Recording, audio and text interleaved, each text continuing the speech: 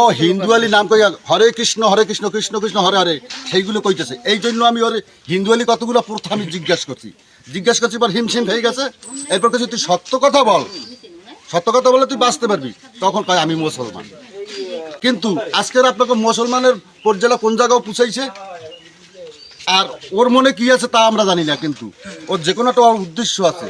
আর আমাদের এলাকা কিন্তু খুব একটা ভয়াবহ সংকটের মধ্যে আমরা আছি। এখন আপনাদের রুচি ওকে কি করবেন, আপনারা যখন আছেন আপনাদের সহানুভূতি নিয়ে ওরা কি করা যায় সেটা আপনারা করেন।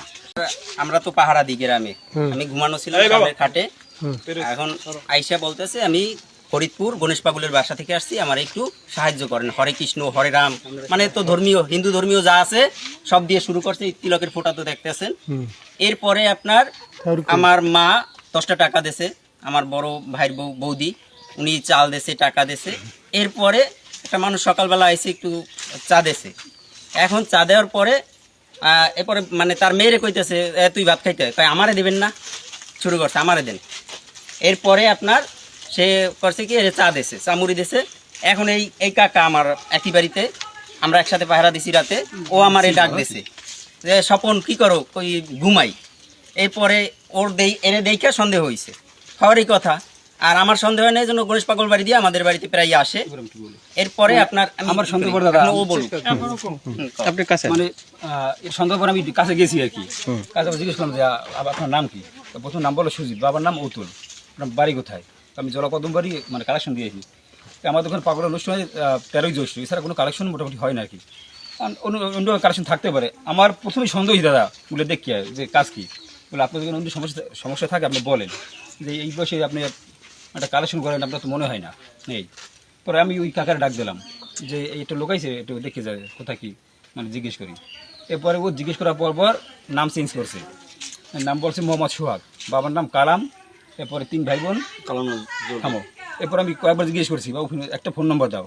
এই বয়সে একটা লোক একটা ফোন নম্বর জানা, এটা মানে অবিশ্বাস্য বিষয়। এই নিয়ে মানে আমাদের মোটামুটি সন্দেহ হয়েছে। তারপর হিন্দুয়ালি কতগুলো প্রথা আমি ওর কাছে জিজ্ঞেস করলাম। তারপর বলছি তুই কি বাঁচতে চাও না মরতে চাও, তুই সত্য কথা ক। এরপর কাঁপার পরে ও বলছে আমি মুসলমান। মোহাম্মদ সোহাগ, আমি সাইসেন্সে খাই, সেই হিসেবে আসছি।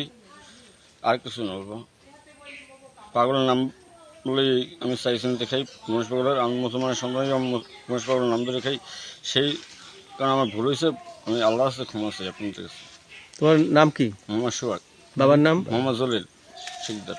বাড়ি কোথায়? বাড়ি উজিরপুর থানা, গ্রাম কেশবকাঠি। কেশবকাঠি। জি। আচ্ছা, তাই এটা কতদিন পর্যন্ত তুমি এই ব্যবসা করো?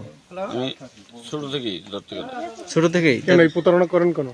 প্রতারণা না বলবো, আমি সাইসেন্সেই খাই। প্রতারণা তাহলে এই যে গণেশ পাগলার নাম কইয়া যে তুমি টাকা উঠাও, এটা কি ঠিক? না, এটা আমার ভুল। তাই ছোটবেলা থেকে এরকম করো তুমি?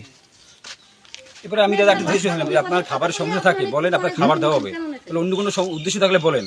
কারণ আমরা রাত 4টা পর্যন্ত পাহারা দিছি, এরপর আমরা সবাই ঘুমাই। আচ্ছা, ও এলাকায় পাহারা চলে। দেশের অরাজক অবস্থার জন্য আচ্ছা শোনেন, এখন ওরে আপনারা দেখছেন কখন? এই খুব ভোরেই আর কি। আমি ওর উদ্দেশ্যে গেছি, ওর কাছে যে ওর সাথে কথা আছে এই উদ্দেশ্যে। আর এই ঘরে ওর বৌদি আছে, মা আছে, সবাই মানে খাবার দাবার দিচ্ছে আর কি। আর কথা বলতেছে আর কি। দরজায় দাঁড়াবার পর আমার মানে চেহারা দেখে সন্দেহ হয়েছে, কিন্তু ওর চেহারা দেখে আমার সন্দেহ হয়েছে। আচ্ছা, আপনি এখানে আসছেন কবে? আজকেই? রাত্রে আসছেন? না, সকালে। আসছেন কিসে? আমি উজুর থেকে আসছি, এতে গাড়িতে আসছি। গাড়িতে ঢুকছেন কোন জায়গায় এই জায়গায় আইছেন কেমনে?